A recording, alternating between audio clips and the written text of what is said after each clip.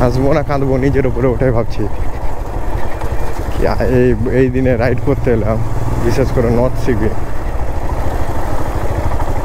আমরা যেটা প্ল্যান নিয়েছিলাম প্রথমে, ওটা যদি নিতাম, আমরা দুদিন এমনিতে নর্থ সিকিম বন্ধ ছিল, খোলা মাত্র আমরা চলে এসেছি। যেদিন গেছি সেদিনই কিন্তু খুলেছে। আমাদের প্ল্যান ছিল যদি গ্যাংটক গিয়ে যদি গ্যাংটকের ওইদিকে ছাঙ্গু টাঙ্গু যদি বা নাথুলা পাস এগুলো যদি করে নিতাম তাহলে তাও করা হতো।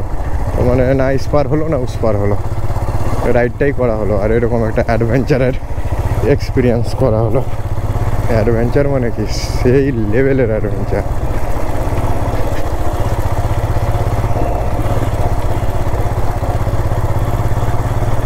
দেখলাম আস্তে আস্তে কালকে থেকে আজকেই মনে হচ্ছে বেশি রোডটা খারাপ হয়ে গেছে, আরও বেশি বৃষ্টির কারণে। দুঃখ কাহে কো খতম নেই হো রা হ্যায়। বাপরে বাপ, এক্সট্রিম লেভেলের অফ রোড। তার মানে ওইদিকে কি অবস্থা ছিল চুংথাং থেকে, এখানে যদি এই অবস্থা হয় ওদিকে তো আরও ন্যারো রোড, আরও মানে কতটা খাতারনাক রোড ওইদিকে। পাহাড়ের জীবন এমনি জীবন না, আমরা হয়তো আসি দুদিনের জন্য বেড়াই চলে যাই, তো আমাদেরকে অতটা সুন্দরই লাগে, কিন্তু এই যে জনজীবন একটা এই টাইমে ওদের অবস্থাটা কি হয় চিন্তা করো। এই যে একটা কি পর্যায়ের অফ রোড, হ্যাঁ সম্ভব যে সে মানুষ হার মেনে যাবে। চল চল চল চল চল।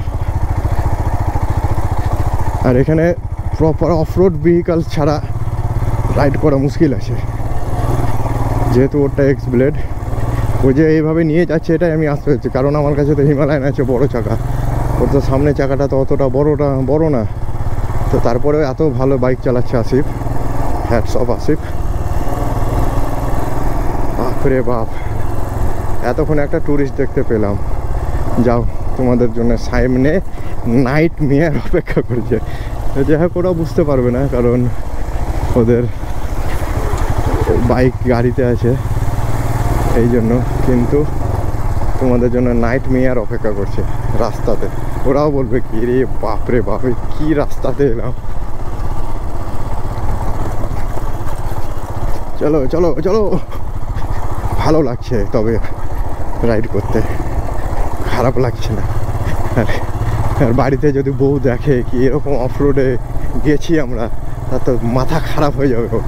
সে তো দেখবে, আমি যেহেতু ইউটিউব বা ফেসবুকে দিব দুটোতেই, সে তো দেখবেই মানে এক্সট্রিম পর্যায়ের অফ রোড কাকে বলে।